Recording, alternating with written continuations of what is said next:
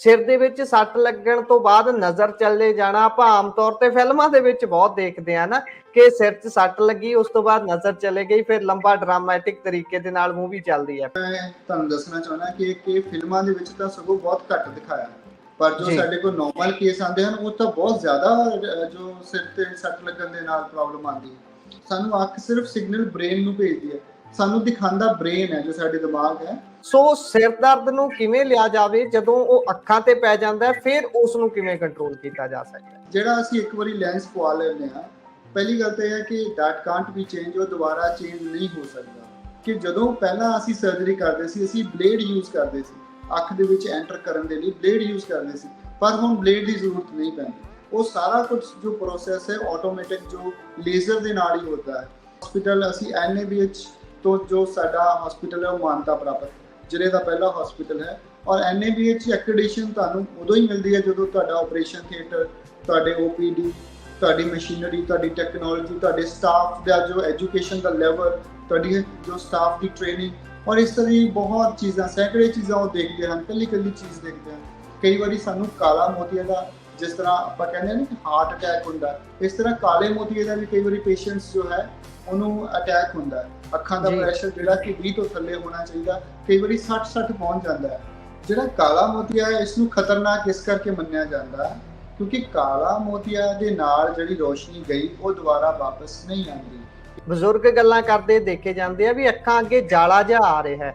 ਅੱਖਾਂ ਅੱਗੇ ਜਾਲਾ ਜਿਹਾ ਆਉਣਾ ਕੀ ਹੁੰਦਾ ਹੈ? ਉਹ ਸਪੋਜ਼ ਕਰੋ ਜੇ ਕਿਸੇ ਕੋ ਰਹਿਣ ਦੀ ਕੋਈ ਕਿਸੇ ਨੂੰ ਸਮੱਸਿਆ ਹੈ ਇੰਡੀਆ ਦੇ ਵਿੱਚ, ਤਾਂ ਸਾਡੇ ਹਸਪੀਟਲ ਦੇ ਵਿੱਚ ਹੀ ਅਸੀਂ ਬਹੁਤ ਅੱਛੀ ਅਕੋਮੋਡੇਸ਼ਨ ਵੀ ਬਣਾਈ ਹੋਈ ਹੈ। ਜੇ ਕਿਸੇ ਨੇ ਨਜ਼ਰ ਪਿੱਛੋਂ ਹੀ ਜਾ ਚੁੱਕੀ ਹੈ, ਇਹ ਕੀ ਹੁੰਦਾ ਹੈ? ਇਹ ਕਿੱਥੋਂ ਚਲੇ ਜਾਂਦੀ ਹੈ ਨਜ਼ਰ?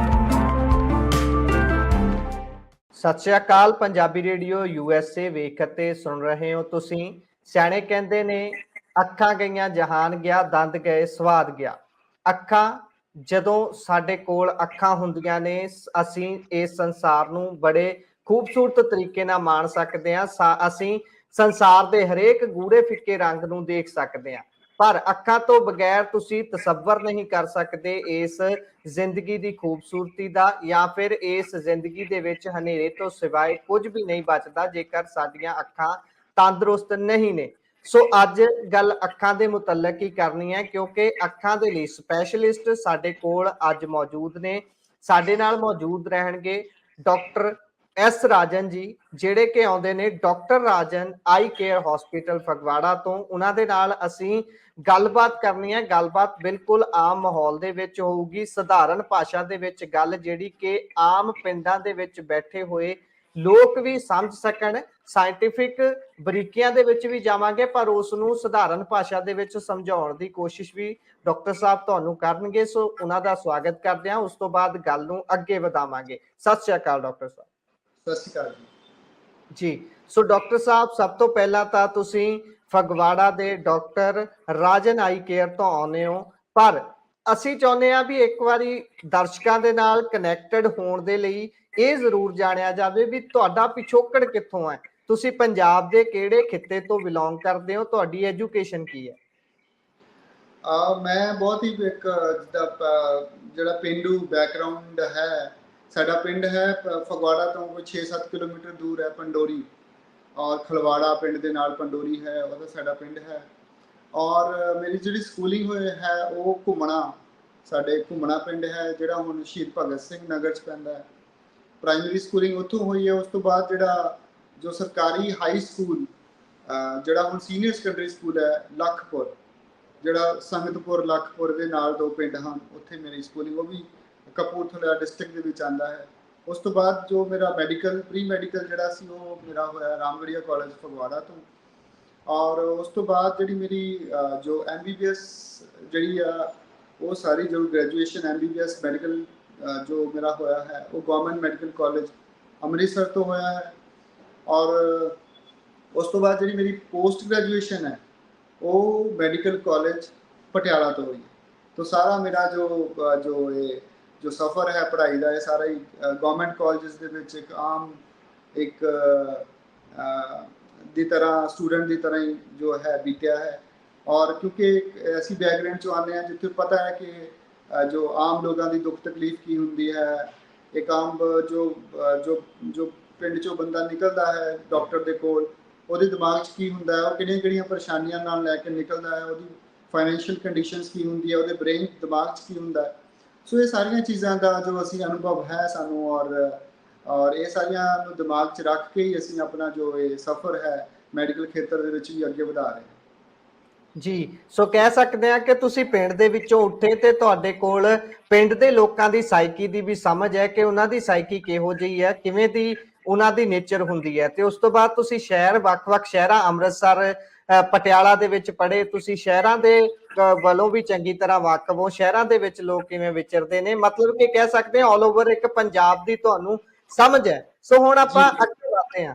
ਸੋ ਗੱਲ ਕਰਦੇ ਹਾਂ ਆਪਾਂ ਲੈਂਸਸ ਦੀ, ਉਸ ਤੋਂ ਬਾਅਦ ਆਪਾਂ ਰੋਬੋਟਿਕ ਤਰੀਕੇ ਨਾਲ ਜਿਹੜੇ ਤੁਸੀਂ ਨਾਰਥ ਇੰਡੀਆ ਦੇ ਵਿੱਚ ਲੈ ਕੇ ਆਏ ਹੋ ਰੋਬੋਟਿਕ ਤਰੀਕੇ ਦੇ ਨਾਲ ਆਪਰੇਟ ਕਰਨ ਦਾ ਸਿਸਟਮ, ਉਹਦੇ ਤੇ ਵੀ ਗੱਲ ਕਰਾਂਗੇ। ਸਭ ਤੋਂ ਪਹਿਲਾਂ ਮੈਂ ਕਹਿੰਦਾ ਅੱਜ ਆਪਾਂ ਲੈਂਸਸ ਦੀ ਗੱਲ ਕਰ ਲਈਏ।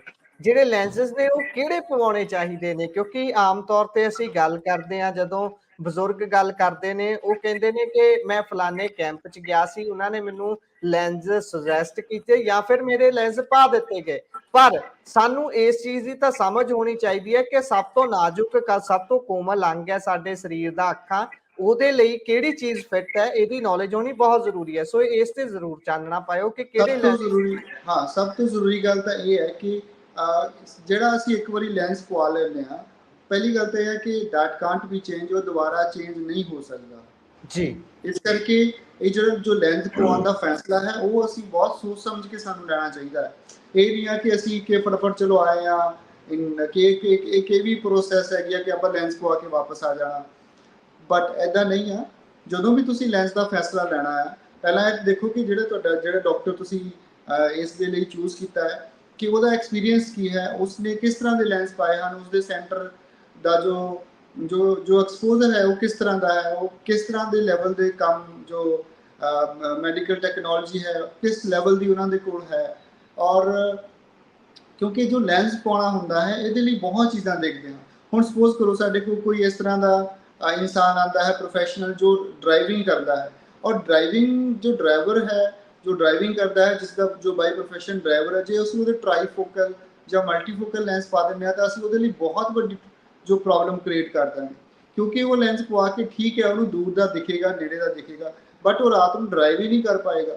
ਜਦੋਂ ਰਾਤ ਨੂੰ ਸੜਕ ਤੇ ਨਿਕਲੇਗਾ ਤੇ ਜਦੋਂ ਮੋਰੇ ਲਾਈਟ ਉਹਦੀ ਅੱਖਾਂ 'ਚ ਪਏਗੀ ਤਾਂ ਬਿਲਕੁਲ ਇੱਕ ਗਲੇਅਰ ਦੀ ਤਰ੍ਹਾਂ ਅੱਖਾਂ ਦੇ ਵਿੱਚ ਪਏਗੀ, ਉਹ ਡਰਾਈਵ ਨਹੀਂ ਕਰ ਪਾਏਗਾ। ਇਸ ਕਰਕੇ ਇਸ ਤਰ੍ਹਾਂ ਦੇ ਜੋ ਮਰੀਜ਼ ਹਨ ਅਸੀਂ ਉਹਦੀ ਬਹੁਤ ਇੱਕ ਚੀਜ਼ ਜੋ ਉਹਦੀ ਜੋ ਪਰਸਨਲ ਹੈ ਉਹ ਜ਼ਰੂਰ ਅਸੀਂ ਪੁੱਛਦੇ ਹਾਂ ਕਿ ਤੁਹਾਡਾ ਲਾਈਫ ਸਟਾਈਲ ਕੀ ਹੈ, ਤੁਹਾਡੀ ਨਾਈਟ ਲਾਈਫ ਕਿਸ ਤਰ੍ਹਾਂ ਦੀ ਹੈ, ਤੁਸੀਂ ਨਾਈਟ ਡਰਾਈਵਿੰਗ ਕਰਦੇ ਹੋ ਕਿ ਨਹੀਂ ਕਰਦੇ ਹੋ। ਔਰ ਪੂਰਾ ਜਦੋਂ ਉਹਦੇ ਨਾਲ ਅਸੀਂ ਡਿਸਕਸ਼ਨਸ ਕਰਨ ਤੋਂ ਬਾਅਦ ਜੋ ਉਸਦਾ ਬੈਸਟ ਲੈਂਸ ਹੁੰਦਾ ਹੈ ਅਸੀਂ ਉਹਨੂੰ ਐਡਵਾਈਸ ਕਰਦੇ ਹਾਂ ਕਿ ਤੁਹਾਡੇ ਆਹ ਲੈਂਸ ਹੈ। ਹੁਣ ਸਪੋਜ਼ ਕਰੋ ਜੋ ਕੋਈ ਬੈਂਕਿੰਗ 'ਚ ਜੌਬ ਹੈ ਕਿਸੇ ਦੀ, ਉਹਦੇ ਅਸੀਂ ਜੇ ਮੋਨੋਫੋਕਲ ਲੈਂਸ ਪਾ ਦੇਵਾਂਗੇ ਤਾਂ ਉਹਨੂੰ ਕੋਈ ਬਰੀਕ ਤੋਂ ਬਰੀਕ ਚੀਜ਼ ਦੇਖਣ ਲਈ ਐਨਕ ਦੀ ਜ਼ਰੂਰਤ ਪਏਗੀ, ਉਹਦੇ ਅਸੀਂ ਮਲਟੀਫੋਕਲ ਜਾਂ ਟਰਾਈਫੋਕਲ ਲੈਂਸ ਜੋ ਐਡਵਾਈਸ ਕਰਦੇ ਹਾਂ। ਸ਼ੂਗਰ ਵਾਲੇ ਪੇਸ਼ੈਂਟਸ ਹਨ ਉਹਨਾਂ ਨੂੰ ਡਿਫਰੈਂਟ ਤਰ੍ਹਾਂ ਦੇ ਲੈਂਸਸ ਦੀ ਲੋੜ ਹੁੰਦੀ ਹੈ। ਇਸ ਤਰ੍ਹਾਂ ਹਰ ਇੱਕ ਪੇਸ਼ੈਂਟ ਦੇ ਲਈ ਇੱਕ ਡਿਫਰੈਂਟ ਔਰ ਇੱਕ ਅਲੱਗ ਕਿਸਮ ਦਾ ਜੋ ਲੈਂਸ ਹੈ ਉਹਦੀ ਜ਼ਰੂਰਤ ਹੁੰਦੀ ਹੈ, ਔਰ ਉਹਨੂੰ ਚੂਜ਼ ਕਰਨ ਦੇ ਲਈ ਇੱਕ ਪ੍ਰੋਪਰ ਜੋ ਕਾਉਂਸਲਿੰਗ ਦੀ ਜ਼ਰੂਰਤ ਹੁੰਦੀ ਹੈ ਔਰ ਇੱਕ ਜੋ ਟੈਕਨੋਲੋਜੀ ਹੈ ਉਹਦੀ ਜ਼ਰੂਰਤ ਹੁੰਦੀ ਹੈ। ਸੋ ਇਹ ਚੀਜ਼ਾਂ ਦਾ ਬਹੁਤ ਧਿਆਨ ਰੱਖਣਾ ਚਾਹੀਦਾ ਹੈ ਕਿਉਂਕਿ ਲੈਂਸ ਇੱਕ ਵਾਰੀ ਅੱਖ ਦੇ ਵਿੱਚ ਪੈ ਜਾਂਦਾ ਤਾਂ ਦੁਬਾਰਾ ਚੇਂਜ ਨਹੀਂ ਹੁੰਦਾ। ਜੀ, ਮਤਲਬ ਕਹਿ ਸਕਦੇ ਆ ਕਿ ਇਹਦੇ ਵਿੱਚ ਸਿਰਫ ਮੈਡੀਕਲ ਨੀਡ ਦੇ ਅਕੋਰਡਿੰਗ ਹੀ ਨਹੀਂ, ਬੰਦੇ ਦੀ ਕੀ ਨੀਡ ਹੈ ਉਹਦੇ ਅਕੋਰਡਿੰਗ ਵੀ ਡਿਸਾਈਡ ਕੀਤਾ ਜਾਂਦਾ ਹੈ। ਬਿਲਕੁਲ ਬਿਲਕੁਲ ਬਿਲਕੁਲ ਜੀ। ਸੋ ਹੁਣ ਆਪਾਂ ਅੱਗੇ ਵਧਦੇ ਹਾਂ। ਤੁਸੀਂ ਨਾਰਥ ਇੰਡੀਆ ਦੀ ਸਭ ਤੋਂ ਤਕੜੀ ਤਕਨੀਕ ਲੈ ਕੇ ਆਏ ਹੋ ਰੋਬੋਟਿਕ ਤਰੀਕੇ ਦੇ ਨਾਲ ਆਪਰੇਟ ਕਰਨ ਵਾਲੀ। ਮੈਂ ਚਾਹੁੰਦਾ ਇੱਕ ਵਾਰੀ ਉਸ ਦੀ ਤਕਨੀਕ ਤੇ ਵੀ ਤੁਸੀਂ ਚਾਨਣਾ ਪਵਾ ਦਿਓ ਤਾਂ ਕਿ ਸਾਡੇ ਦਰਸ਼ਕ ਜਿਹੜੇ ਸੁਣ ਰਹੇ ਨੇ, ਵੇਖ ਰਹੇ ਨੇ, ਉਹਨਾਂ ਦੀ ਭਰੋਸੇਯੋਗਤਾ ਤੁਹਾਡੇ ਵਿੱਚ ਹੋਰ ਬਣ ਜਾਵੇ ਕਿ ਤੁਹਾਡੇ ਕੋਲ ਆਉਣਾ ਕਿਉਂ ਹੈ, ਕੀ ਕਾਰਨ ਹੈ ਕਿ ਤੁਹਾਡੇ ਕੋਲੋਂ ਪਹੁੰਚ ਕਰਨ। ਹਾਂ, ਇਹਦੇ 'ਚ ਮੈਂ ਦੱਸਾਂਗਾ ਕਿ ਤੁਸੀਂ ਠੀਕ ਹੈ ਹਸਪੀਟਲਸ ਬਹੁਤ ਹਨ, ਬਟ ਅਸੀਂ ਵੀ ਆਪਣਾ ਡਾਕਟਰ ਰਾਜਨ ਆਈ ਕੇਅਰ ਹਸਪੀਟਲ ਸਭ ਤੋਂ ਜੋ ਹੈ ਕਿ ਕੋਈ 8000 ਦੇ ਕਰੀਬ ਸਾਡੇ ਰਿਵਿਊਜ਼ ਹੈ ਜੋ ਪੰਜਾਬ ਦੇ ਵਿੱਚ ਹੀ ਨਹੀਂ, ਲਗਭਗ ਮੈਨੂੰ ਲੱਗਦਾ ਨਾਰਥ ਇੰਡੀਆ ਦੇ ਵਿੱਚ ਸਭ ਤੋਂ ਜ਼ਿਆਦਾ ਹਾਈਲੀ ਰਿਵਿਊਡ ਹਸਪੀਟਲ ਹੈ। ਔਰ ਦੂਸਰਾ ਹੈ ਕਿ ਜੇ ਟੈਕਨੋਲੋਜੀ ਹੈ, ਅਸੀਂ ਜੋ ਪੇਸ਼ੈਂਟ ਦੀ ਸਰਵਿਸ ਦਾ ਤਾਂ ਧਿਆਨ ਰੱਖਦੇ ਹਾਂ, ਪੇਸ਼ੈਂਟ ਦੀ ਕੇਅਰ ਦਾ ਧਿਆਨ ਰੱਖਦੇ ਹਾਂ, ਪਰ ਜੋ ਟੈਕਨੋਲੋਜੀ ਹੈ ਉਸ ਨੂੰ ਵੀ ਅਸੀਂ ਅਪਗ੍ਰੇਡ ਕਰਦੇ ਹਾਂ। ਔਰ ਹੁਣੇ ਅਸੀਂ ਨਾਰਥ ਇੰਡੀਆ ਦੇ ਵਿੱਚ ਪਹਿਲੀ ਵਾਰ ਰੋਬੋਟਿਕ ਕੈਟਰੈਕਟ ਸਰਜਰੀ ਜੋ ਹੈ ਲੈਂਜ਼ਾਰ ਮਸ਼ੀਨ ਮੇਡ ਇਨ USA ਅਸੀਂ ਜੋ ਹੈ ਆਪਣੇ ਸੈਂਟਰ 'ਚ ਸਟਾਰਟ ਕੀਤੀ ਹੈ। ਇਹਦਾ ਫਾਇਦਾ ਇਹ ਹੁੰਦਾ ਹੈ ਕਿ ਜਦੋਂ ਪਹਿਲਾਂ ਅਸੀਂ ਸਰਜਰੀ ਕਰਦੇ ਸੀ, ਅਸੀਂ ਬਲੇਡ ਯੂਜ਼ ਕਰਦੇ ਸੀ, ਅੱਖ ਦੇ ਵਿੱਚ ਐਂਟਰ ਕਰਨ ਦੇ ਲਈ ਬਲੇਡ ਯੂਜ਼ ਕਰਦੇ ਸੀ, ਪਰ ਹੁਣ ਬਲੇਡ ਦੀ ਜ਼ਰੂਰਤ ਨਹੀਂ ਪੈਂਦੀ। ਉਹ ਸਾਰਾ ਕੁਝ ਜੋ ਪ੍ਰੋਸੈਸ ਹੈ ਆਟੋਮੈਟਿਕ ਜੋ ਲੇਜ਼ਰ ਦੇ ਨਾਲ ਹੀ ਹੁੰਦਾ ਹੈ। ਔਰ ਬਾਕੀ ਵੀ ਜਿੰਨੇ ਸਟੈਪਸ ਜੋ ਅਸੀਂ ਪਹਿਲਾਂ ਫੇਕੋ ਦੇ ਨਾਲ ਕਰਦੇ ਸੀ, ਉਹ ਸਾਰੇ ਹੁਣ ਲੇਜ਼ਰ ਦੇ ਨਾਲ ਹੀ ਅਸੀਂ ਕਰਦੇ ਹਾਂ। ਔਰ ਕੋਈ ਵੀ ਸਾਨੂੰ ਇਸ ਤਰ੍ਹਾਂ ਦੀ ਕੋਈ ਜ਼ਰੂਰਤ ਨਹੀਂ ਪੈਂਦੀ। ਔਰ ਇਸ ਦਾ ਇੱਕ ਫਾਇਦਾ ਇਹ ਹੁੰਦਾ ਕਿ ਇਹਦੀ ਜੋ ਰਿਕਵਰੀ ਹੈ, ਜੋ ਪੇਸ਼ੈਂਟ ਜੋ ਰਿਕਵਰ ਕਰਦਾ ਉਹ ਵਿਦਿਨ ਆਵਰਸ ਕਰਦਾ, ਦਿਨਾਂ 'ਚ ਨਹੀਂ, ਕੁਝ ਘੰਟਿਆਂ 'ਚ ਹੀ ਪੇਸ਼ੈਂਟ ਰਿਕਵਰ ਕਰਦਾ ਹੈ। ਔਰ ਸੇਫਟੀ ਬਹੁਤ ਜ਼ਿਆਦਾ ਹੈ। ਜਦੋਂ ਨੋਰਮਲ ਅਸੀਂ ਆਪਰੇਸ਼ਨ ਪਹਿਲਾਂ ਜੋ ਫੇਕੋ ਦੇ ਨਾਲ ਕਰਦੇ ਸੀ, ਉਹਦੇ ਵਿੱਚ ਕਈ ਵਾਰੀ ਸਾਨੂੰ ਡਰ ਰਹਿੰਦਾ ਸੀ ਕਿ ਕੋਈ ਸ਼ੂਗਰ ਵਾਲਾ ਪੇਸ਼ੈਂਟ ਹੈ, ਜੋ ਕੋਈ ਹਾਰਟ ਆਈ ਹੈ, ਕੋਈ ਕਾਲੇ ਮੋਤੀ ਦਾ ਪੇਸ਼ੈਂਟ ਹੈ, ਇਸ ਤਰ੍ਹਾਂ ਦੇ ਮਰੀਜ਼ਾਂ ਸਾਨੂੰ ਡਰ ਰਹਿੰਦਾ ਸੀ ਕਿ ਕੋਈ ਕੰਪਲੀਕੇਸ਼ਨ ਜੋ ਆਪਰੇਸ਼ਨ ਦੇ ਦੌਰਾਨ ਨਾ ਆ ਜਾਏ। ਬਟ ਇਸ ਟੈਕਨੋਲੋਜੀ ਦੇ ਨਾਲ ਜੋ ਹੈ ਇਹ ਜੋ ਕੰਪਲੀਕੇਸ਼ਨ ਦੇ ਰੇਟ ਹੈ ਉਹ ਕਾਫੀ ਘਟ ਗਿਆ ਹੈ ਔਰ ਨਾ ਦੇ ਬਰਾਬਰ ਹੋ ਗਿਆ ਹੈ। ਪੇਸ਼ੈਂਟ ਨੂੰ ਸੇਫਟੀ ਬਹੁਤ ਜ਼ਿਆਦਾ ਹੈ, ਪੇਸ਼ੈਂਟ ਦੀ ਰਿਕਵਰੀ ਬਹੁਤ ਅੱਛੀ ਹੈ। ਔਰ ਬਾਕੀ ਤੁਸੀਂ ਪੁੱਛਿਆ ਕਿ ਤੁਹਾਡਾ ਹੀ ਹਸਪੀਟਲ ਕਿਉਂ, ਕਿਉਂਕਿ ਜੋ ਸਾਡਾ ਹਸਪੀਟਲ ਅਸੀਂ NABH ਤੋਂ ਜੋ ਸਾਡਾ ਹਸਪੀਟਲ ਹੈ ਉਹ ਮਾਨਤਾ ਪ੍ਰਾਪਤ ਜ਼ਿਲ੍ਹੇ ਦਾ ਪਹਿਲਾ ਹਸਪੀਟਲ ਹੈ। ਔਰ NABH ਐਕ੍ਰੈਡੀਟੇਸ਼ਨ ਤੁਹਾਨੂੰ ਉਦੋਂ ਹੀ ਮਿਲਦੀ ਹੈ ਜਦੋਂ ਤੁਹਾਡਾ ਆਪਰੇਸ਼ਨ ਥੀਏਟਰ, ਤੁਹਾਡੇ OPD, ਤੁਹਾਡੀ ਮਸ਼ੀਨਰੀ, ਤੁਹਾਡੀ ਟੈਕਨੋਲੋਜੀ, ਤੁਹਾਡੇ ਸਟਾਫ ਦਾ ਜੋ ਐਜੂਕੇਸ਼ਨ ਦਾ ਲੈਵਲ, ਤੁਹਾਡੀ ਜੋ ਸਟਾਫ ਦੀ ਟ੍ਰੇਨਿੰਗ, ਔਰ ਇਸ ਤਰ੍ਹਾਂ ਦੀ ਬਹੁਤ ਚੀਜ਼ਾਂ, ਸੈਂਕੜੇ ਚੀਜ਼ਾਂ ਉਹ ਦੇਖਦੇ ਹਨ, ਕੱਲੀ ਚੀਜ਼ ਦੇਖਦੇ ਹਨ, ਫਿਰ ਹੀ ਤੁਹਾਨੂੰ NABH ਐਕ੍ਰੈਡੀਟੇਸ਼ਨ ਮਿਲਦੀ ਹੈ। ਔਰ ਇਹ ਐਕ੍ਰੈਡੀਟੇਸ਼ਨ ਲੈਣੀ ਬਹੁਤ ਔਖੀ ਹੁੰਦੀ ਹੈ। ਔਰ ਸਾਡੀ ਜੋ ਹੈ ਅਸੀਂ ਇਹ ਬੜੇ ਮਾਣ ਔਰ ਸਾਨੂੰ ਪ੍ਰਾਊਡ ਵੀ ਹੈ ਕਿ ਅਸੀਂ ਪਿਛਲੇ ਜੋ 8 ਸਾਲ ਤੋਂ NABH ਤੋਂ ਐਕ੍ਰੈਡੀਟੇਡ ਹਸਪੀਟਲ ਹਾਂ ਫਗਵਾੜੇ ਦੇ ਵਿੱਚ। ਔਰ ਇਹਦੇ ਨਾਲ ਸਾਡੀਆਂ ਜੋ ਸਰਵਿਸਿਜ਼ ਹਨ, ਸਾਡੀ ਪੇਸ਼ੈਂਟ ਕੇਅਰ ਹੈ, ਅਸੀਂ ਕੋਸ਼ਿਸ਼ ਕਰਦੇ ਹਾਂ ਕਿ ਜੋ ਸਾਡੇ ਕੋਲ ਪੇਸ਼ੈਂਟ ਆਇਆ ਹੈ ਉਹ ਖੁਸ਼ ਜਾਵੇ, ਔਰ ਅਸੀਂ ਉਹਦੀਆਂ ਜੋ ਸਾਡੇ ਤੇ ਐਕਸਪੈਕਟੇਸ਼ਨਸ ਹਨ, ਜੋ ਸਾਡੇ ਤੇ ਉਹ ਉਮੀਦਾਂ ਲੈ ਕੇ ਆਇਆ ਹੈ, ਉਹ ਉਮੀਦਾਂ ਤੇ ਉਹ ਖਰਾ ਅਸੀਂ ਉਤਰੀ। ਜੀ, ਸੋ ਬਹੁਤ ਚੰਗੀ ਗੱਲ ਹੈ, ਤੁਸੀਂ ਬੜੇ ਚੰਗੇ ਤਰੀਕੇ ਦੇ ਨਾਲ ਜਾਣਨਾ ਪਾਇਆ ਕਿ ਤੁਹਾਡੇ ਕੋਲ ਹੀ ਕਿਉਂ ਆਉਣਾ ਚਾਹੀਦਾ। ਪਰ ਹੁਣ ਅੱਗੇ ਚੱਲਦੇ ਹਾਂ, ਆਪਾਂ ਸਧਾਰਨ ਗੱਲਾਂ ਕਰਨੀਆਂ ਸ਼ੁਰੂ ਕਰਦੇ ਹਾਂ ਜਿਹੜੀਆਂ ਕਿ ਆਮ ਨੋਰਮਲ ਜ਼ਿੰਦਗੀ ਦੇ ਵਿੱਚ ਕੋਈ ਵੀ ਪਿੰਡਾਂ ਜਾਂ ਸ਼ਹਿਰਾਂ ਤੋਂ ਸੰਬੰਧ ਰੱਖਦਾ ਹੈ, ਉਹ ਆਮ ਤੌਰ ਤੇ ਕਰਦੇ ਨੇ। ਗੱਲ ਕਰਦੇ ਹਾਂ ਆਪਾਂ ਸਿਰ ਦੇ ਵਿੱਚ ਸੱਟ ਲੱਗਣ ਦੀ। ਸਿਰ ਦੇ ਵਿੱਚ ਸੱਟ ਲੱਗਣ ਤੋਂ ਬਾਅਦ ਨਜ਼ਰ ਚਲੇ ਜਾਣਾ ਆਪਾਂ ਆਮ ਤੌਰ ਤੇ ਫਿਲਮਾਂ ਦੇ ਵਿੱਚ ਬਹੁਤ ਦੇਖਦੇ ਆ ਨਾ, ਕਿ ਸਿਰ 'ਚ ਸੱਟ ਲੱਗੀ, ਉਸ ਤੋਂ ਬਾਅਦ ਨਜ਼ਰ ਚਲੇ ਗਈ, ਫਿਰ ਲੰਬਾ ਡਰਾਮੈਟਿਕ ਤਰੀਕੇ ਦੇ ਨਾਲ ਮੂਵੀ ਚੱਲਦੀ ਹੈ। ਪਰ ਅਸਲ ਜ਼ਿੰਦਗੀ ਦੇ ਵਿੱਚ ਸਿਰ 'ਚ ਸੱਟ ਲੱਗਣ ਤੋਂ ਬਾਅਦ ਨਜ਼ਰ ਚਲੇ ਜਾਣਾ ਕਿੰਨਾ ਕੁ ਕਾਮਨ ਹੈ, ਅਤੇ ਜੇਕਰ ਅਜਿਹਾ ਹੁੰਦਾ ਹੈ ਤਾਂ ਉਸ ਤੋਂ ਬਾਅਦ ਕਿੰਨੇ % ਚਾਂਸ ਹੁੰਦੇ ਨੇ ਕਿ ਨਜ਼ਰ ਵਾਪਸ ਆ ਸਕਦੀ ਹੈ, ਜੇ ਘਟੀ ਹੈ ਤਾਂ ਉਹ ਠੀਕ ਹੋ ਸਕਦੀ ਹੈ? ਇਹਦੇ ਵਿੱਚ ਮੈਂ ਤੁਹਾਨੂੰ ਦੱਸਣਾ ਚਾਹੁੰਦਾ ਕਿ ਫਿਲਮਾਂ ਦੇ ਵਿੱਚ ਤਾਂ ਸਗੋਂ ਬਹੁਤ ਘੱਟ ਦਿਖਾਇਆ, ਪਰ ਜੋ ਸਾਡੇ ਕੋਲ ਨੋਰਮਲ ਕੇਸ ਆਉਂਦੇ ਹਨ ਉਹ ਤਾਂ ਬਹੁਤ ਜ਼ਿਆਦਾ ਜੋ ਸਿਰ ਤੇ ਸੱਟ ਲੱਗਣ ਦੇ ਨਾਲ ਪ੍ਰੋਬਲਮ ਆਉਂਦੀ ਹੈ। ਕਿਉਂਕਿ ਜਦੋਂ ਅੱਖ ਦੀ ਜਿਹੜੀ ਆਪਟਿਕ ਨਰਵ ਹੈ, ਜੋ ਅੱਖ ਸਿਰਫ ਸਿਗਨਲ ਬ੍ਰੇਨ ਨੂੰ ਭੇਜਦੀ ਹੈ, ਸਾਨੂੰ ਦਿਖਾਉਂਦਾ ਬ੍ਰੇਨ ਹੈ, ਜੋ ਸਾਡੇ ਦਿਮਾਗ ਹੈ ਉਹ ਸਾਨੂੰ ਦਿਖਾਉਂਦਾ ਹੈ। ਕਈ ਵਾਰ ਜਦੋਂ ਸੱਟ ਲੱਗਦੀ ਹੈ ਤੇ ਜਿਹੜੀ ਸਾਡੀ ਆਪਟਿਕ ਨਰਵ ਹੈ, ਮੈਂ ਜਸਟ ਇੱਕ ਮਿੰਟ ਤੁਹਾਨੂੰ ਦਿਖਾਣਾ ਤੁਹਾਨੂੰ,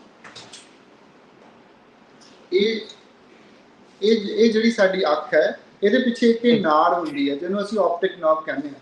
ਇਹ ਜਿਹੜੀ ਨਾੜ ਹੈ ਇਹ ਸਾਡੇ ਬ੍ਰੇਨ 'ਚ ਜਾਂਦੀ ਹੈ, ਬ੍ਰੇਨ 'ਚ ਸਿਗਨਲ ਲੈ ਕੇ ਜਾਂਦੀ ਹੈ। ਸੱਟ ਲੱਗਣ ਤੋਂ ਬਾਅਦ ਕਈ ਵਾਰੀ ਕੀ ਹੁੰਦਾ, ਇਹ ਜਿਹੜੀ ਨਾੜ ਹੈ ਇਹ ਕਿਸੇ ਤਰੀਕੇ ਦੇ ਨਾਲ ਕੰਪਰੈਸ਼ਨ ਹੋ ਜਾਂਦਾ, ਇਹ ਟੁੱਟੀ ਜਾਂਦੀ ਹੈ ਕਿਸੇ ਤਰੀਕੇ ਦੇ ਨਾਲ। ਔਰ ਉਹ ਜਿਹੜੀ ਹੁੰਦੀ ਹੈ ਇੱਕ ਘੰਟਾ ਜੋ ਹੁੰਦਾ ਹੈ ਇੰਪੋਰਟੈਂਟ ਹੁੰਦਾ ਹੈ। ਨੋਰਮਲੀ ਦੇਖਣ 'ਚ ਆਇਆ ਕਿ ਜਦੋਂ ਸਿਰ ਦੀ ਸੱਟ ਲੱਗਦੀ ਹੈ ਅਸੀਂ MRI ਵਗੈਰਾ ਕਰਾਉਂਦੇ ਹਾਂ, ਅੱਖਾਂ ਵੱਲ ਧਿਆਨ ਬਹੁਤ ਘੱਟ ਜਾਂਦਾ ਹਰ ਕਿਸੇ ਦਾ, ਕਿ ਚਲੋ ਪਹਿਲਾਂ ਜਾਨ ਬਚਾ ਲਈਏ, ਪਹਿਲਾਂ ਇਹਦੀ ਜਾਨ ਬਚ ਜਾਵੇ। ਇਹ ਗੱਲ ਵੀ ਠੀਕ ਹੈ ਕਿ ਜਾਨ ਬਚੇ, ਪਰ ਅੱਖਾਂ ਦੇ ਡਾਕਟਰ ਨੂੰ ਵੀ ਬਹੁਤ ਜੋ ਹੈ ਜਲਦੀ ਹੀ ਚੈੱਕ ਕਰਵਾਉਣਾ ਚਾਹੀਦਾ ਹੈ, ਕਿਉਂਕਿ ਜੇ ਉਹ ਜਿਹੜਾ ਡੀਕੰਪਰੈਸ਼ਨ ਜੋ ਹੈ ਅਸੀਂ ਨਹੀਂ ਕਰਦੇ, ਜੇ ਉਹ ਜਿਹੜੀ ਨਰਵ ਦੇ ਉੱਪਰ ਜੋ ਸਟ੍ਰੈਸ ਹੈ, ਨਰਵ ਦੇ ਉੱਪਰ ਜੋ ਭਾਰ ਪਿਆ ਹੋਇਆ ਹੈ, ਅਸੀਂ ਉਹਨੂੰ ਜਲਦੀ ਟ੍ਰੀਟ ਨਹੀਂ ਕਰਦੇ ਤਾਂ ਜੋ ਸਾਡਾ ਪਰਮਾਨੈਂਟ ਜੋ ਹੈ ਅੱਖ ਦੀ ਜੋ ਰੋਸ਼ਨੀ ਹੈ ਉਹ ਜਾ ਸਕਦੀ ਹੈ। ਸੋ ਇਹ ਚੀਜ਼ਾਂ ਬਹੁਤ ਧਿਆਨ ਰੱਖਣ ਵਾਲੀਆਂ ਹਨ ਕਿ ਜੇ ਕਿਸੇ ਦਾ ਕੋਈ ਸੱਟ ਲੱਗਦੀ ਹੈ ਸਿਰ ਦੇ ਵਿੱਚ ਤਾਂ ਉਹ ਇੱਕ ਵਾਰੀ ਨਾਲ ਹੀ ਅੱਖਾਂ ਦੇ ਡਾਕਟਰ ਦੀ ਓਪੀਨੀਅਨ ਜ਼ਰੂਰ ਲਵੇ ਕਿ ਕੋਈ ਆਪਟਿਕ ਨਿਊਰੋਪੈਥੀ ਜਾਂ ਕੋਈ ਆਪਟਿਕ ਜੋ ਪਿਛਲੇ ਪਰਦੇ ਦੀਆਂ ਜੋ ਬਿਮਾਰੀਆਂ ਹਨ ਉਹ ਤੋਂ ਨਹੀਂ ਹੋ ਰਹੀਆਂ, ਜਾਂ ਕੋਈ ਪਰਦਾ ਡਿਟੈਚਮੈਂਟ ਤੋਂ ਨਹੀਂ ਹੋ ਰਹੀ। ਸੋ ਇਹ ਚੀਜ਼ਾਂ ਨੂੰ ਜੋ ਹੈ ਟਾਈਮ ਰਹਿੰਦੇ ਹੀ ਜੋ ਦੇਖਣਾ ਜ਼ਰੂਰੀ ਹੁੰਦਾ ਹੈ। ਜੀ, ਸੋ ਬੜੇ ਚੰਗੇ ਤਰੀਕੇ ਦੇ ਨਾਲ ਤੁਸੀਂ ਸਮਝਾਇਆ। ਸੋ ਇਸ ਤੋਂ ਅਗਲੇ ਵਿਸ਼ੇ ਦੇ ਵੱਲ ਹੁਣ ਆਉਂਦੇ ਆ, ਉਹ ਵੀ ਇਹੋ ਜਿਹਾ ਹੀ ਹੈ, ਉਹ ਹੈ ਸਿਰ ਦਰਦ ਦਾ। ਕਈ ਵਾਰੀ ਸਿਰ ਦਰਦ ਨੂੰ ਆਮ ਲੈ ਲਿਆ ਜਾਂਦਾ ਹੈ ਕਿ ਸਿਰ ਦਰਦ ਡਿਪਰੈਸ਼ਨ ਦੇ ਨਾਲ ਹੋਰ ਕਿਸੇ ਵਜ੍ਹਾ ਦੇ ਨਾਲ ਹੋ ਰਿਹਾ ਤੇ ਇਹ ਜੇ ਸਿਰ ਦਰਦ ਹੋ ਰਿਹਾ ਤਾਂ ਉਹ ਸਿਰਫ ਤੇ ਸਿਰਫ ਸਿਰ ਨੂੰ ਹੀ ਹਾਰਮ ਕਰੂਗਾ, ਕੋਈ ਹੋਰ ਸਮੱਸਿਆ ਨਹੀਂ ਪੈਦਾ ਕਰੂਗਾ। ਪਰ ਉਹਦੇ ਪਿਛਲੇ ਕਾਰਨ ਕਈ ਵਾਰੀ ਬਹੁਤ ਘਾਤਕ ਤੇ ਉਹ ਅੱਗੇ ਹਾਰਮਫੁਲ ਵੀ ਜ਼ਿਆਦਾ ਹੁੰਦੇ ਨੇ। ਕਈ ਵਾਰੀ ਮੈਂ ਗੱਲ ਕਰ ਰਿਹਾ ਉਹ ਅੱਖਾਂ ਦੇ ਉੱਪਰ ਵੀ ਪੈ ਜਾਂਦੇ ਨੇ। ਸੋ ਸਿਰ ਦਰਦ ਨੂੰ ਕਿਵੇਂ ਲਿਆ ਜਾਵੇ ਜਦੋਂ ਉਹ ਅੱਖਾਂ ਤੇ ਪੈ ਜਾਂਦਾ ਫਿਰ ਉਸ ਨੂੰ ਕਿਵੇਂ ਕੰਟਰੋਲ ਕੀਤਾ ਜਾ ਸਕਦਾ ਹੈ? ਸਿਰ ਦਰਦ ਨੂੰ ਵੈਸੇ ਅਸੀਂ ਨਾਰਮਲੀ ਕਈ ਪੇਸ਼ੈਂਟ ਸਾਡੇ ਕੋਲ ਸਿਰ ਦਰਦ ਦੇ ਆਉਂਦੇ, ਉਹਨਾਂ ਦੇ ਹੱਥ 'ਚ MRI ਫੜੀ ਹੁੰਦੀ ਹੈ, CT ਸਕੈਨ ਫੜੀ ਹੁੰਦੀ ਹੈ, ਇੱਦਾਂ ਦੇ ਕਿੰਨੀਆਂ ਦਵਾਈਆਂ ਦਾ ਰੋਗ ਫੜਿਆ ਹੁੰਦਾ ਹੱਥ 'ਚ। ਮਾਈਗ੍ਰੇਨ ਦੀ ਦਵਾਈ ਚੱਲਦੀ ਹੈ ਜੀ, ਸਾਡੇ ਸਰਵਾਈਕਲ ਹੈ, ਸਾਡੇ ਤਰ੍ਹਾਂ ਤਰ੍ਹਾਂ ਦੀਆਂ ਪ੍ਰੋਬਲਮ ਦੱਸਦੇ ਆ।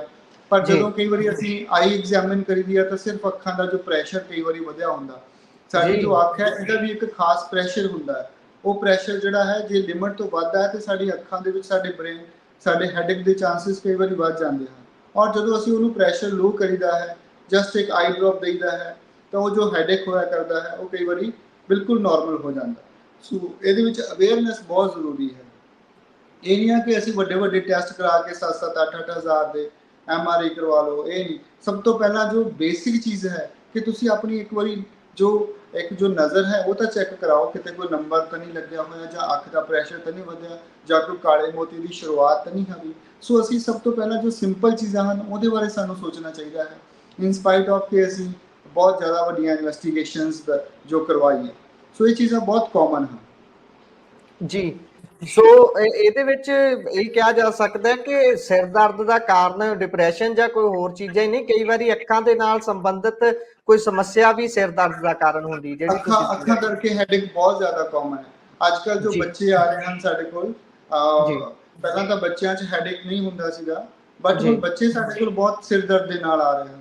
ਕਦੀ ਸੁਣਿਆ ਹੀ ਨਹੀਂ ਸੀ ਪਹਿਲਾਂ ਅਸੀਂ ਕਿ ਬੱਚਿਆਂ 'ਚ ਵੀ ਹੈਡੇਕ ਹੁੰਦਾ, ਸਿਰ ਦਰਦ ਹੁੰਦਾ, ਬਟ ਹੁਣ ਬੱਚੇ ਬਹੁਤ ਹੈਡੇਕ ਦੇ ਨਾਲ ਆ ਰਹੇ ਹਨ।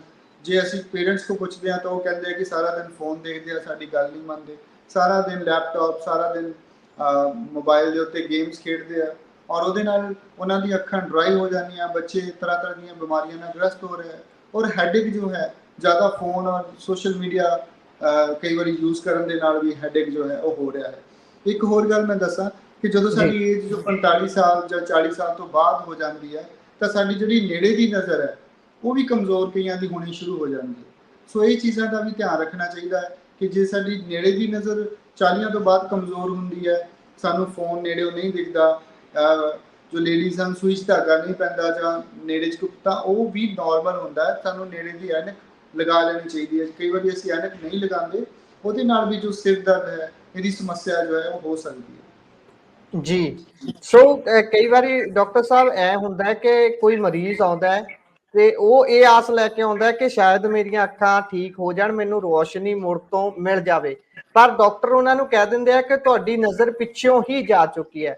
ਨਜ਼ਰ ਪਿੱਛੋਂ ਹੀ ਜਾ ਚੁੱਕੀ ਹੈ, ਇਹ ਕੀ ਹੁੰਦਾ ਹੈ? ਇਹ ਕਿੱਥੋਂ ਚਲੇ ਜਾਂਦੀ ਹੈ ਨਜ਼ਰ? ਪਿੱਛੋਂ ਜਿੱਦਾਂ ਮੈਂ ਦੋ ਚੀਜ਼ਾਂ ਹੁੰਦੀਆਂ, ਇੱਕ ਤਾਂ ਜਿਸ ਤਰ੍ਹਾਂ ਮੈਂ ਦੱਸਿਆ ਕਿ ਆਪਟਿਕ ਨਰਵ ਜਿੱਦਾਂ ਸਾਡਾ ਬ੍ਰੇਨ ਦੇ ਨਾਲ ਕਨੈਕਸ਼ਨ ਕੱਟ ਹੋ ਗਿਆ, ਜਾਂ ਬ੍ਰੇਨ ਦੇ ਵਿੱਚ ਕਈ ਵਾਰੀ ਟਿਊਮਰ ਹੋ ਗਿਆ, ਟਿਊਮਰ ਨੇ ਆਪਟਿਕ ਨਰਵ ਦੇ ਉੱਤੇ ਪ੍ਰੈਸ਼ਰ ਪਾ ਦਿੱਤਾ ਔਰ ਉਹਦਾ ਕਨੈਕਸ਼ਨ ਜੋ ਸੀ ਉਹ ਬ੍ਰੇਨ ਦੇ ਨਾਲ ਡਿਸਟਰਬ ਹੋ ਗਿਆ, ਉੱਤੇ ਪ੍ਰੈਸ਼ਰ ਹੋ ਗਿਆ, ਉਹਦੀ ਐਟ੍ਰੋਫੀ ਹੋ ਗਈ, ਪਿੱਛੋਂ ਨਾੜ ਹੀ ਸੁੱਕ ਗਈ। ਉਹਦੇ ਨਾਲ ਵੀ ਜਿਹੜੀ ਰੋਸ਼ਨੀ ਆ ਉਹ ਪਰਮਾਨੈਂਟ ਜੋ ਹੈ ਉਹ ਖਤਮ ਹੋ ਜਾਂਦੀ ਹੈ।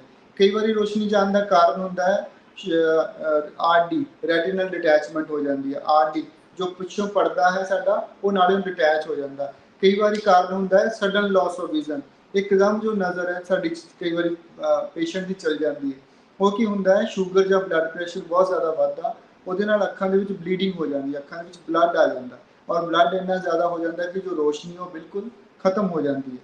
ਕਈ ਵਾਰੀ ਸਾਨੂੰ ਕਾਲਾ ਮੋਤੀਆ ਦਾ, ਜਿਸ ਤਰ੍ਹਾਂ ਆਪਾਂ ਕਹਿੰਦੇ ਹਾਂ ਨਾ ਕਿ ਹਾਰਟ ਅਟੈਕ ਹੁੰਦਾ, ਇਸ ਤਰ੍ਹਾਂ ਕਾਲੇ ਮੋਤੀਏ ਦਾ ਵੀ ਕਈ ਵਾਰੀ ਪੇਸ਼ੈਂਟਸ ਜੋ ਹੈ ਉਹਨੂੰ ਅਟੈਕ ਹੁੰਦਾ ਹੈ। ਅੱਖਾਂ ਦਾ ਪ੍ਰੈਸ਼ਰ ਜਿਹੜਾ ਕਿ 20 ਤੋਂ ਥੱਲੇ ਹੋਣਾ ਚਾਹੀਦਾ, ਕਈ ਵਾਰੀ 60 ਪਹੁੰਚ ਜਾਂਦਾ ਹੈ। ਔਰ ਉਹਦੇ ਨਾਲ ਕੀ ਹੁੰਦਾ ਕਿ ਜੋ ਆਪਟਿਕ ਨਰਵ ਹੈ ਉਸ ਦੇ ਪ੍ਰੈਸ਼ਰ ਪੈਂਦਾ ਹੈ, ਉਹਦੇ ਨਾਲ ਵੀ ਜੋ ਰੋਸ਼ਨੀ ਹੈ ਉਹ ਪਰਮਾਨੈਂਟ ਚਲੀ ਜਾਂਦੀ ਹੈ। ਸੋ ਕਹਿਣ ਦਾ ਮਤਲਬ ਕਿ ਉਹ ਕੰਡੀਸ਼ਨ ਜਿਹਦੇ ਨਾਲ ਜੋ ਪਿਛੜਾ ਪੜਦਾ ਹੈ ਜਾਂ ਆਪਟਿਕ ਨਰਵ ਹੈ ਉਹਦੇ ਉੱਤੇ ਭਾਰ ਪੈ ਕੇ ਨਜ਼ਰ ਪਿੱਛੋਂ ਹੀ ਚੱਲ ਜਾਵੇ, ਉਹਨੂੰ ਅਸੀਂ ਕਹਿੰਦੇ ਹਾਂ ਕਿ ਤੁਹਾਡੀ ਜੋ ਨਜ਼ਰ ਹੈ ਪਿੱਛੋਂ ਹੀ ਚਲੀ ਗਈ ਹੈ। ਉਹਦੇ ਵਿੱਚ ਜੋ ਹੈ ਉਹਦੇ ਵਿੱਚ ਡਾਕਟਰ ਦੇ ਕੋਲ ਕਰਨ ਲਈ ਕੁਝ ਨਹੀਂ ਰਹਿ ਜਾਂਦਾ। ਇੱਕ ਹੋਰ ਚੀਜ਼ ਬਹੁਤ ਇੰਪੋਰਟੈਂਟ, ਜਦੋਂ ਅਸੀਂ ਮੈਡੀਕਲ ਕਾਲਜ ਹੋਇਆ ਕਰਦੇ ਸੀ ਔਰ ਪਟਿਆਲੇ ਵੱਲ ਸਾਡਾ ਮੈਡੀਕਲ ਕਾਲਜ ਪਟਿਆਲਾ ਜਦੋਂ MS ਕਰਦੇ ਸੀ, ਉੱਥੇ ਕਾਫੀ ਕੇਸ ਆਉਂਦੇ ਸੀ। ਉਹ ਆਉਂਦੇ ਸੀਗੇ ਮਿਥਾਈਲ ਅਲਕੋਹਲ ਪੋਇਜ਼ਨਿੰਗ ਦੇ। ਅੱਜ ਕੱਲ੍ਹ ਵੈਸੇ ਸਾਡੇ ਇੱਧਰ ਦੁਆਬੇ ਦੇ ਵਿੱਚ ਤਾਂ ਮੈਨੂੰ ਇਸ ਤਰ੍ਹਾਂ ਦਾ ਕੇਸ ਨਹੀਂ। ਉਹਦੇ 'ਚ ਕੀ ਸੀ ਕਿ ਸਪਿਰਿਟ, ਕਈ ਲੋਕ ਆਪਣਾ ਨਸ਼ਾ ਸਪਿਰਿਟ ਜਿਹੜੀ 100% ਅਲਕੋਹਲ ਹੈ ਨਾ, 100% ਅਲਕੋਹਲ ਸਪਿਰਿਟ ਆਉਂਦੀ ਹੈ, ਉਹ ਪੀ ਲੈਂਦੇ ਸੀ ਨਸ਼ੇ ਨੂੰ ਪੂਰਤੀ ਦੇ ਲਈ। ਔਰ ਉਹ ਸਿੱਧੀ ਜੋ ਸ਼ਰਾਬ ਹੁੰਦੀ ਹੈ ਉਹ 40% ਅਲਕੋਹਲ ਹੁੰਦੀ ਹੈ ਜਾਂ 10% ਉਹਦੀ ਕੰਸਨਟ੍ਰੇਸ਼ਨ ਹੁੰਦੀ ਹੈ, ਬਟ ਉਹ 100% ਅਲਕੋਹਲ ਜੋ ਕਈ ਉਹਦਾ ਸੇਵਨ ਕਰ ਲੈਂਦੇ ਸੀ। ਔਰ ਉਹਦੇ ਨਾਲ ਜਿਹੜੀ ਸਾਡੀ ਅੱਖ ਸੀ, ਅੱਖ ਦੇ ਉੱਤੇ ਮਿਥਾਈਲ ਅਲਕੋਹਲ ਪੋਇਜ਼ਨਿੰਗ ਹੋਣ ਦੇ ਨਾਲ ਜਿਹੜੀ ਆਪਟਿਕ ਨਰਵ ਸੀ ਉਹ ਪਰਮਾਨੈਂਟਲੀ ਜੋ ਹੈ ਡੈਮੇਜ ਹੋ ਜਾਂਦੀ ਸੀ। ਉਹ ਵੀ ਕੇਸ ਅਸੀਂ ਦੇਖੇ ਹਨ। ਸੋ ਇਹ ਚੀਜ਼ਾਂ ਦਾ ਵੀ ਬਹੁਤ ਧਿਆਨ ਰੱਖਣਾ ਚਾਹੀਦਾ ਕਿ ਕਈ ਵਾਰੀ ਨਸ਼ਾ ਕਰਨ ਦੇ ਨਾਲ, ਗਲਤ ਨਸ਼ਾ ਕਰਨ ਦੇ ਨਾਲ, ਓਵਰਡੋਜ਼ ਦੇ ਨਾਲ ਵੀ ਰੋਸ਼ਨੀ ਜੋ ਹੈ ਪਿੱਛੋਂ ਪਰਮਾਨੈਂਟਲੀ ਜੋ ਹੈ ਉਹ ਜਾ ਸਕਦੀ ਹੈ। ਸੋ ਇਹ ਸਾਰੀਆਂ ਚੀਜ਼ਾਂ ਦਾ ਬਹੁਤ ਧਿਆਨ ਰੱਖਣਾ ਚਾਹੀਦਾ। ਜਿਸ ਤਰ੍ਹਾਂ ਤੁਸੀਂ ਦੱਸਿਆ ਡਾਕਟਰ ਸਾਹਿਬ ਕਿ ਅੱਖਾਂ ਨੂੰ ਵੀ ਅਟੈਕ ਆ ਸਕਦਾ ਹੈ, ਕਾਲਾ ਮੋਤੀਆ ਇਹ ਕਿੰਨਾ ਕੁ ਖਤਰਨਾਕ ਹੈ, ਜਿਵੇਂ ਤੁਸੀਂ ਦੱਸਦੇ ਹੋ ਕਿ ਇਸ ਦਾ ਵੀ ਅਟੈਕ ਆ ਸਕਦਾ ਹੈ? ਜਿਹੜਾ ਕਾਲਾ ਮੋਤੀਆ ਹੈ ਇਸ ਨੂੰ ਖਤਰਨਾਕ ਇਸ ਕਰਕੇ ਮੰਨਿਆ ਜਾਂਦਾ ਹੈ ਕਿਉਂਕਿ ਕਾਲਾ ਮੋਤੀਆ ਦੇ ਨਾਲ ਜਿਹੜੀ ਰੋਸ਼ਨੀ ਗਈ ਉਹ ਦੁਬਾਰਾ ਵਾਪਸ ਨਹੀਂ ਆਉਂਦੀ। It causes irreversible loss of vision. ਜਿਹੜੀ ਕਾਲੇ ਮੋਤੀਆ ਨਾਲ ਇੱਕ ਵਾਰੀ ਨਜ਼ਰ ਚਲੀ ਗਈ ਉਹ ਦੁਬਾਰਾ ਵਾਪਸ ਨਹੀਂ ਆਉਂਦੀ। ਸੋ ਇਸ ਕਰਕੇ ਇਹ ਚੀਜ਼ ਬਹੁਤ ਜਿਹੜੀ ਹੈ ਇੰਪੋਰਟੈਂਟ ਹੈ। ਚਿੱਟਾ ਮੋਤੀਆ ਤਾਂ ਚਾਹੇ ਜਿੰਨਾ ਮਰਜ਼ੀ ਹੋਵੇ, ਜਦੋਂ ਅਸੀਂ ਚਿੱਟਾ ਮੋਤੀਆ ਨੂੰ ਰਿਮੂਵ ਕਰਾਂਗੇ ਉਹਦੀ ਜਗ੍ਹਾ ਲੈਂਸ ਪਾਵਾਂਗੇ ਤਾਂ ਰੋਸ਼ਨੀ ਪੂਰੀ ਦੀ ਪੂਰੀ ਆ ਜਾਏਗੀ, ਬਟ ਕਾਲਾ ਮੋਤੀਆ 'ਚ ਇਸ ਤਰ੍ਹਾਂ ਨਹੀਂ ਹੁੰਦਾ। ਕਾਲਾ ਮੋਤੀਆ ਦੇ ਵਿੱਚ ਤਾਂ ਇੱਕ ਦਿਨ ਇੰਪੋਰਟੈਂਟ ਹੁੰਦਾ ਹੈ ਕਿਉਂਕਿ ਜਿੱਦਾਂ ਜੋ ਕਾਲਾ ਮੋਤੀਆ ਦੇ ਨਾਲ ਸਾਡੀ ਆਪਟਿਕ ਨਰਵ ਦੇ ਜਿਹੜੇ ਨਿਊਰਨ ਸੈਲਸ ਹਨ, ਜਿਹਨੂੰ ਉਹ ਜਿੱਦਾਂ ਡੈਡ ਹੋਈ ਜਾਂਦੇ ਹਨ, ਉਸ ਤਰੀਕੇ ਦੇ ਨਾਲ ਹੀ ਜਿਹੜੀ ਆਪਟਿਕ ਨਰਵ ਡੈਮੇਜ ਹੋ ਜਾਂਦੀ ਹੈ ਔਰ ਰੋਸ਼ਨੀ ਪਿੱਛੇ ਤੋਂ ਖਤਮ ਹੋ ਜਾਂਦੀ ਹੈ। ਇਸ ਕਰਕੇ ਅਸੀਂ ਬਾਰ-ਬਾਰ ਇਹ ਲੈਕਚਰਸ ਵੀ ਦਿੰਦੇ ਹਾਂ, ਲੋਕਾਂ ਨੂੰ ਸਮਝਾਉਂਦੇ ਵੀ ਹਾਂ ਕਿ ਤੁਸੀਂ ਆਪਣੀਆਂ ਅੱਖਾਂ ਦੇ ਨਾਲ ਖਿਲਵਾੜ ਨਾ ਕਰੋ। ਜੇ ਤੁਸੀਂ ਸ਼ੂਗਰ, ਬਲੱਡ ਪ੍ਰੈਸ਼ਰ ਦੇ ਪੇਸ਼ੈਂਟ ਬਹੁਤ ਦੇਰ ਤੋਂ ਹੋ, ਤੁਹਾਡੇ ਘਰ ਦੇ ਵਿੱਚ ਤੁਹਾਡੇ ਮੰਮੀ ਜਾਂ ਫਾਦਰ ਜਾਂ ਮਦਰ ਨੂੰ ਕਿਸੇ ਨੂੰ, ਜਾਂ ਨਾਨਕਿਆਂ ਦਾਦੀਆਂ 'ਚ ਕਿਸੇ ਨੂੰ ਕਾਲਾ ਮੋਤੀਆ ਸੀ, ਜਾਂ ਤੁਹਾਡੀ ਅੱਖ ਦੇ ਵਿੱਚ ਕਦੀ ਸੱਟ ਲੱਗੀ ਸੀ, ਜਾਂ ਤੁਸੀਂ ਸਟੀਰੋਇਡ ਦਾ ਸੇਵਨ ਕਰਦੇ ਸੀ, ਤਾਂ ਇਹਨਾਂ ਸਾਰੇ ਜੋ ਹੈ ਇਹਨਾਂ ਦੇ ਵਿੱਚ ਕਾਲਾ ਮੋਤੀਆ ਹੋਣ ਦੀ ਸੰਭਾਵਨਾ ਆਮ ਨਾਲੋਂ ਜ਼ਿਆਦਾ ਹੋ ਸਕਦੀ ਹੈ। ਇਹਨਾਂ ਨੂੰ ਜ਼ਰੂਰ, ਜੇ ਉਹਨਾਂ ਦੀ ਉਮਰ 40-45 ਸਾਲ ਤੋਂ ਜ਼ਿਆਦਾ ਹੈ ਤਾਂ ਸਾਲ ਦੇ ਵਿੱਚ ਇੱਕ ਵਾਰੀ ਆਪਣੀਆਂ ਅੱਖਾਂ ਜ਼ਰੂਰ ਚੈੱਕ ਕਰਾਉਣੀਆਂ ਚਾਹੀਦੀਆਂ। ਜੀ, ਸੋ ਇੱਕ ਆਮ ਤੌਰ ਤੇ ਧਾਰਨਾ ਦੇਖਣ ਨੂੰ ਮਿਲਦੀ ਹੈ, ਕਈ ਵਾਰੀ ਪਿੰਡਾਂ 'ਚ ਜਾਂ ਸ਼ਹਿਰਾਂ 'ਚ ਗੱਲਾਂ ਕਰਦੇ ਨਾ, ਬਜ਼ੁਰਗ ਗੱਲਾਂ ਕਰਦੇ ਦੇਖੇ ਜਾਂਦੇ ਆ ਵੀ ਅੱਖਾਂ ਅੱਗੇ ਜਾਲਾ ਜਿਹਾ ਆ ਰਿਹਾ ਹੈ। ਅੱਖਾਂ ਅੱਗੇ ਜਾਲਾ ਜਿਹਾ ਆਉਣਾ ਕੀ ਹੁੰਦਾ ਹੈ, ਉਹ ਜ਼ਰਾ ਤੁਸੀਂ ਮੈਡੀਕਲ ਤਰੀਕੇ ਨਾਲ ਸਮਝਾ ਦਿਓ।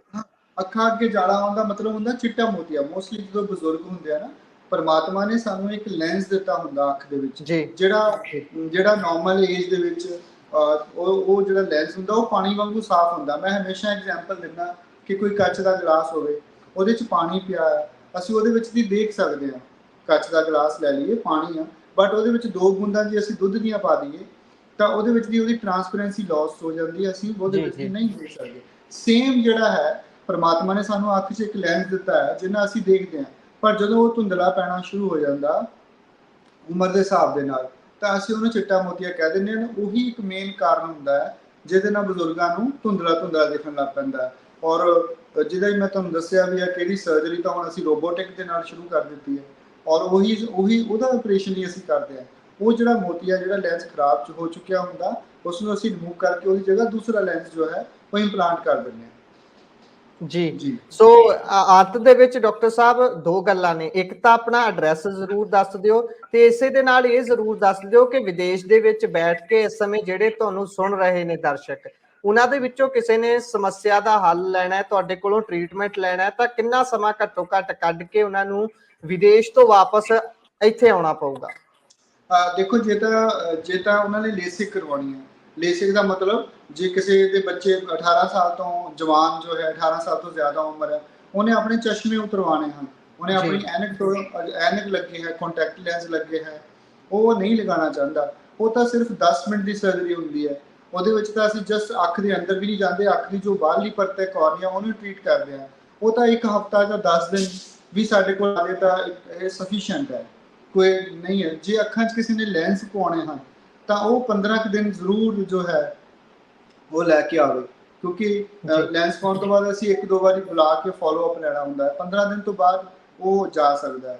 ਇਸ ਤਰ੍ਹਾਂ ਨਾ ਹੋਵੇ ਕਿ ਇਹ ਇਸ ਤਰ੍ਹਾਂ ਨਹੀਂ ਹੈ ਕਿ ਇਟਸ ਨਾਟ ਕਿ ਤੁਸੀਂ ਅੱਜ ਆਏ ਆ ਕਿ ਪਰਸੋਂ ਨੂੰ ਚਲ ਜਾਣਾ ਹੈ ਨਾ, ਫਿਰ ਇਸ ਤਰ੍ਹਾਂ ਨਹੀਂ, ਥੋੜਾ ਹਫ਼ਤਾ 10 ਦਿਨ ਮੈਕਸਿਮਮ 15 ਦਿਨ ਜੋ ਹੈ ਉਹ ਜ਼ਰੂਰ ਆਪਣਾ ਜੋ ਆਪਣਾ ਉਹ ਟਾਈਮ ਸਮਾਂ ਜਿਹੜਾ ਕੱਢ ਹੈ, ਕੇ ਜੀ ਸਮਾਂ ਜ਼ਰੂਰ ਇਹਨਾਂ 15 ਦਿਨ ਤੱਕ ਤਾਂ ਲੈ ਕੇ ਆਉਣਾ ਚਾਹੀਏ।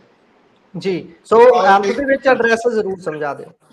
ਹਾਂ, ਐਡਰੈਸ ਹੈ ਵੈਸੇ ਤਾਂ ਸਾਡਾ ਜਿਹੜਾ ਮੇਨ ਹਸਪੀਟਲ ਹੈ।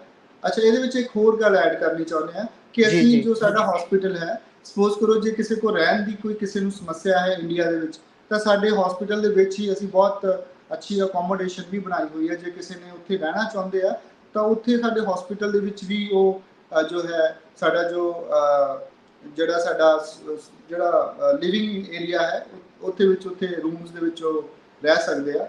ਔਰ ਬਹੁਤ अच्छे रूम्स बने हुए हैं, बिल्कुल होटल की तरह जो है अकोमोडेशन है। और दूसरी गल साड़ियाँ ब्रांचेस, साड़ी जो मेन ब्रांच है वो तो फगवाड़े ही है, जिस विच सारियां सहूलतां हैं। डॉक्टर राजन आई केयर हॉस्पिटल फगवाड़ा, गुरु हरगोबिंद जी नगर जिथे सारे हॉस्पिटल हैं उत्थे ही साडा जो स्टेट बैंक ऑफ इंडिया के बिल्कुल सामने साडा मेन जो है उत्थे ही साडे जो मेन ब्रांच है। और ਲਗਭਗ ਸਭ ਨੂੰ ਪਤਾ ਹੀ ਹੈ ਫਗਵਾੜੇ ਕਦੀ ਵੀ ਤੁਸੀਂ ਆ ਕੇ ਕਦੋਂ ਵੀ ਸਾਡਾ ਨੈਟ ਤੋਂ ਨੰਬਰ ਲੈ ਸਕਦੇ ਹੋ। ਇਹਦੇ ਨਾਲ ਨਾਲ ਸਾਡੀਆਂ ਜੋ ਬ੍ਰਾਂਚਸ ਹਨ, ਉਹ ਸਾਡੀ ਜੋ ਬ੍ਰਾਂਚ ਹੈ ਫਿਲੌਰ ਹੈ, GT road Phillaur, old GT road Phillaur, Punjab national bank ਦੇ ਬਿਲਕੁਲ ਨਾਲ ਸਾਡੀ ਬ੍ਰਾਂਚ ਹੈ। ਔਰ ਜੇ ਕਿਸੇ ਨੇ ਉਧਰੋਂ ਚੈੱਕ ਕਰਵਾਉਣਾ ਉੱਥੇ ਫਿਰ ਸਾਡੀ ਬ੍ਰਾਂਚ ਨੂਰ ਮਹਿਲ ਵੀ ਸਾਡੀ ਬ੍ਰਾਂਚ ਹੈ। ਉਹਦੇ ਵਿੱਚ ਸਾਡਾ ਜਿਹੜਾ ਨਕੋਦਰ ਰੋਡ ਦੇ ਉੱਪਰ ਨੂਰ ਮਹਿਲ ਤੋਂ ਨਿਕਲਦੇ ਨਕੋਦਰ ਰੋਡ ਦੇ ਉੱਪਰ ਸਾਡੀ ਬ੍ਰਾਂਚ ਹੈ। और उसका नाम है नवजोत आई केयर। और उस तो बाद साडी ब्रांच माहिलपुर भी है, माहिलपुर उसका नाम है नवनूर आई केयर हॉस्पिटल। और वो जो गढ़शंकर रोड के ऊपर है, बस स्टैंड के बिल्कुल नाल है। और साडी जो मेन ब्रांच जिदा मैं तुहानूं दस्सिया कि डॉक्टर राजन आई केयर हॉस्पिटल गुरु हरगोबिंद नगर फगवाड़ा है। इसका लैंडलाइन जो है जे किसी ने साडे संपर्क करना है तो 01824 फगवाड़े का जो लैंडलाइन कोड है। और 500750 ये जो साडा नंबर है, फ्लोर का नंबर भी सेम ही है फ्लोर के कोड के नाल। और 500-750 ये साडा जो फोन नंबर है। और जे किसी ने मेरे नाल डायरैक्टली व्हाट्सएप के ऊपर करना है तो इंडिया का कोड तो बाद मेरा है 9815803616, 9815803616, 9815803616। सो इन्होंने नंबरों के उपर व्हाट्सएप के उपर डायरैक्टली भी मेरे कम्यूनीकेट कर सकते हैं। जो अखा की किसी ने कोई सलाह देनी है, कोई प्रॉब्लम है, या कोई अपॉइंटमेंट फिक्स करानी है तो वो इस तरीके के नाल भी साडे नाल करवा सकते हैं जी। सो डॉक्टर साहब ਦੇ ਨਾਲ ਤੁਸੀਂ ਜੇਕਰ ਆਪਣੀ ਅਪਾਇੰਟਮੈਂਟ ਫਿਕਸ ਕਰਵਾਉਣਾ ਚਾਹੁੰਦੇ ਹੋ, ਤੁਸੀਂ ਭਾਰਤ ਆਉਣ ਤੋਂ ਪਹਿਲਾਂ ਇੱਕ ਵਾਰੀ ਉਹਨਾਂ ਦੇ ਨੰਬਰ ਤੇ ਸੰਪਰਕ ਕਰ ਸਕਦੇ ਹੋ। ਨੰਬਰ ਇੱਕ ਵਾਰ ਮੁੜ ਤੋਂ ਦੁਹਰਾ ਦਿੰਨੇ ਆ, ਨੰਬਰ ਹੈ 9815803616। ਇਸ ਨੰਬਰ ਤੇ ਤੁਸੀਂ ਡਾਕਟਰ ਸਾਹਿਬ ਦੇ ਨਾਲ ਸਿੱਧੇ ਤੌਰ ਤੇ ਰਾਬਤਾ ਸਾਧ ਕੇ ਉਹਨਾਂ ਦੇ ਨਾਲ ਅਪਾਇੰਟਮੈਂਟ ਫਿਕਸ ਕਰਕੇ ਭਾਰਤ ਆ ਕੇ ਉਹਨਾਂ ਤੋਂ ਟ੍ਰੀਟਮੈਂਟ ਲੈ ਸਕਦੇ ਹੋ। ਸੋ ਡਾਕਟਰ ਸਾਹਿਬ ਨੇ ਬਹੁਤ ਹੀ ਸਧਾਰਨ ਭਾਸ਼ਾ ਦੇ ਵਿੱਚ ਸਾਰੀਆਂ ਸਮੱਸਿਆਵਾਂ ਜਿਹੜੀਆਂ ਅੱਖਾਂ ਦੇ ਮੁਤਲਕ ਹੁੰਦੀਆਂ ਨੇ ਉਹਨਾਂ ਤੇ ਡਿਸਕਸ਼ਨ ਕੀਤੀ ਹੈ। ਉਹਨਾਂ ਨੇ ਚਾਨਣਾ ਪਾਇਆ ਤੇ ਵੱਖ-ਵੱਖ ਜਿਹੜੀਆਂ ਉਹਨਾਂ ਦੀਆਂ ਅੱਗੇ ਬ੍ਰਾਂਚਸ ਨੇ ਉਹ ਵੀ ਉਹਨਾਂ ਨੇ ਦੱਸੀਆਂ ਨੇ ਕਿ ਕਿਹੜੀ ਜਗ੍ਹਾ ਤੇ ਹੈ। ਜੇਕਰ ਤੁਹਾਨੂੰ ਉੱਥੇ ਸੂਟੇਬਲ ਲੱਗਦਾ ਹੈ ਤੁਸੀਂ ਉੱਥੇ ਅਪਰੋਚ ਕਰ ਸਕਦੇ ਹੋ, ਉੱਥੇ ਪਹੁੰਚ ਸਕਦੇ ਹੋ। ਨਾਲ ਦੀ ਨਾਲ ਹੋਰ ਖਾਸ ਗੱਲ ਜਿਹੜੀ ਹੈ ਕਿ ਤੁਸੀਂ ਅਕੋਮੋਡੇਸ਼ਨ ਦਾ ਪ੍ਰਬੰਧ ਵੀ ਉੱਥੇ ਹੀ ਤੁਹਾਨੂੰ ਮਿਲੇਗਾ, ਉਹ ਵੀ ਤੁਸੀਂ ਲਾਹਾ ਲੈ ਸਕਦੇ ਹੋ। ਸੋ ਡਾਕਟਰ ਸਾਹਿਬ ਤੁਸੀਂ ਚਾਨਣਾ ਪਾਇਆ, ਤੁਹਾਡਾ ਬਹੁਤ ਬਹੁਤ ਧੰਨਵਾਦ।